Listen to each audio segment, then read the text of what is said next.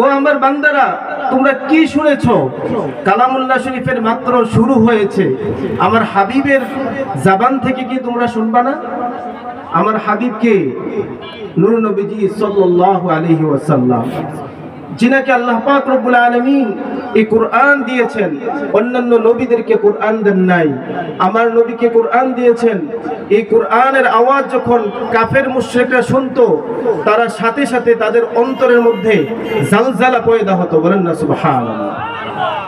আবু জাহেল, উতবা, শাইবা, কট্টর কাফেররা দিন-রাত 24 ঘন্টা আমার নবীর বিরোধিতা করত। আর যখন নবীজি তিনার ঘর মুবারকের মধ্যে এই কোরআন শরীফ তেলাওয়াত করত, তারা ঘরের চতুর্দিকে বসে বসে কোরআন শরীফের তেলাওয়াত শুনতো। বলেন না সুবহানাল্লাহ। তো এই কোরআন এত মধুর, আমার নবীজির জবান দিয়ে যখন আপনি শুনবেন, আল্লাহ পাক রব্বুল আলামিন তার হাবিবকে ডাক দিয়ে বলবেন, ও হাবিব, আপনার কাছে কোরআন শরীফ আমি নাজিল করেছি। আপনার গরিব উম্মতরা এই যে বাংলাদেশের জমিন থেকে, তারা তো আপনাকে দেখে নাই, তারা তো আপনার কোরআন শরীফ শুনে নাই। আজকে হাসরের ময়দানে আপনি কোরআন শরীফ শুনিয়ে দেন আপনার উম্মতদেরকে। বলেন না সুবহানাল্লাহ। ভাইরা আমার নবীর কাছ থেকে যখন আপনি কোরআন শরীফ শুনবেন, ভালো লাগবে না খারাপ লাগবে? একটু আওয়াজ দিয়ে বলেন, ভালো লাগবে না খারাপ লাগবে? আমার নবীজি, তিনার নাম, একটা নাম হচ্ছে ইয়াসিন। কি?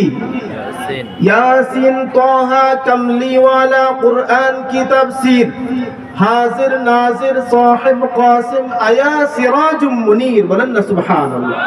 আমার নবীর নাম ইয়াসিন, তাহা, মুদ্দাসসির, মুজাম্মিল। এখানে ইয়াসিন যখন বলবেন, ও আমার হাবিব নূর নবীজি, আপনি আপনার কোরআন শরীফ আপনার নামের এই যে সূরা ইয়াসিন তেলাওয়াত করে আপনার উম্মতদেরকে শুনিয়ে দেন। বলেন না সুবহানাল্লাহ।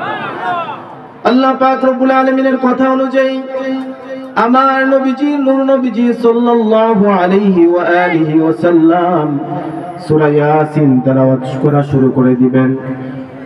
ইয়াসিন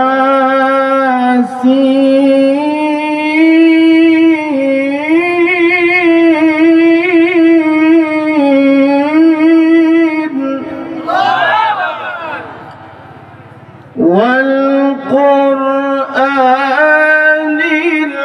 হাকীম।